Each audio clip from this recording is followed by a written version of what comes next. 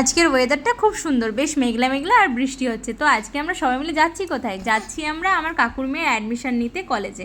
তো চলো আজকে ব্লগটা তোমাদের সাথে এখান থেকে শেয়ার করছি।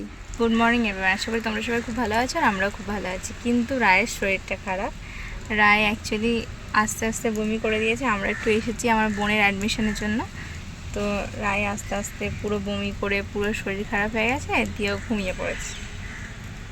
এই যে ঘুম থেকে উঠে ভেতরে এসেই ওকে দেখে কেউ বলবে না যে ও একটু আগে বমি করে ওর শরীর খারাপ করছিল, তখন কান্না করছিল।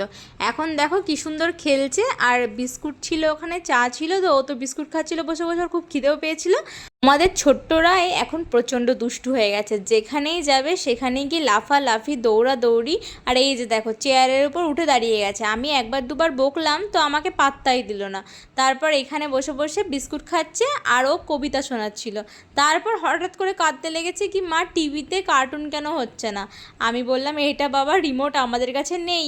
ও তো প্রথমে শোনে না, তারপর আমি বুঝিয়ে বললাম, তারপর ওকে বললাম চলো তোমাকে একটা জিনিস কিনে দেবো। পরেই আমি ওকে একটা বিস্কুট কিনে দিয়েছিলাম। তো ওটা খেতে খেতেও খেলছিল। আর খেলতে খেলতে তারপর দেখলাম হঠাৎ করে প্রচণ্ড বৃষ্টি শুরু হয়ে গেছে আর আমাদের যাওয়ারও টাইম হয়ে গেছে। বাড়ি থেকে খুব একটা বেশি ডিস্টেন্স নয়, ওই 20 কিলোমিটার মতো দূরত্ব। বোনের তো অ্যাডমিশন কমপ্লিট হয়ে গেছে, বোন বিটেকে ভর্তি হয়েছে। ভাইজাগটা আমার এই জন্যই খুব ভালো লাগে কি চারিদিকে সমুদ্র আর পাহাড়। তো এত সুন্দর সাজানো শহর আমার প্রচণ্ড ভালো লাগে। ওখানে থেকে বেরোতে বেরোতে আমাদের প্রায় 2টো বেজে গেছিলো। তো আমাদের খুব খিদেও পেয়ে গেছিলো। তারপর আমরা রাস্তায় এসে তারপর একটা বিরিয়ানির দোকানে ঢুকি, একটা নর্মাল দোকান। তো সেখানে ঢুকেই আমরা সবাই মিলে একসাথে বিরিয়ানি খেয়ে নিই। আমাদের 3 প্লেট অর্ডার করা হয়েছিল। আমরা তো বলেছিলাম যে হয়তো হবেই না, কিন্তু ওনারা বলেছিল দুজনের শেয়ার হয়ে যাবে 1 প্লেট। তো সেই জন্য 3 প্লেট অর্ডার করেছিলাম। তো আমাদের ভালো মতোই হয়ে গেছিলো। তারপর আমরা বাড়ি পৌঁছে গেছি। আর বাড়িতে এসেই রায়ের ড্রেস চেঞ্জ করে তারপর যাচ্ছিলাম আমরা নিচে দুধ আনতে।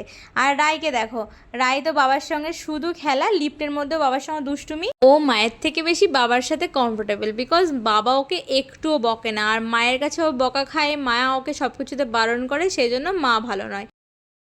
আর ওর তো একটুতেই রাগ, ওর যে কিসে কিসে রাগ হয় আমি নিজেই বুঝে উঠতে পারি না। তারপর হঠাৎ করে কী নিয়ে রাগ হয়েছে, তো আমি বললাম রাই তুমি দুধের ক্যানটা ধরো, তুমি আছে দুধ নেবে। তো দেখলাম ধরেও নিল বেশ। তারপরও দুধ নেওয়া হয়ে গেছে। তারপর দেখো এই যে পার্কের দিকে ছুট লাগাচ্ছে। আমি বলছি বাড়ি চলো আজকে দেরি হয়ে গেছে। না, কোনো কথা শুনবে না, না ও পার্কে যাবে। ওর বাবা তো ওকে ধরে আনতে পারছে না, কিন্তু না ও বাবার কথাও শুনবে না, আমার কথাও শুনবে না, ও এখন পার্কে যাবে খেলতে। তারপর ওর বাবা ওকে বুঝিয়ে বাজিয়ে কোলে নিয়ে নিয়েছে। তারপর আমরা সবাই মিলে একসাথে ঘরে চলে এসেছি। তো চলো আজকের মতো এই ব্লগটা এখানে শেষ করছি। দেখা হচ্ছে নেক্সট ব্লগে। ভালো লাগলে সাবস্ক্রাইব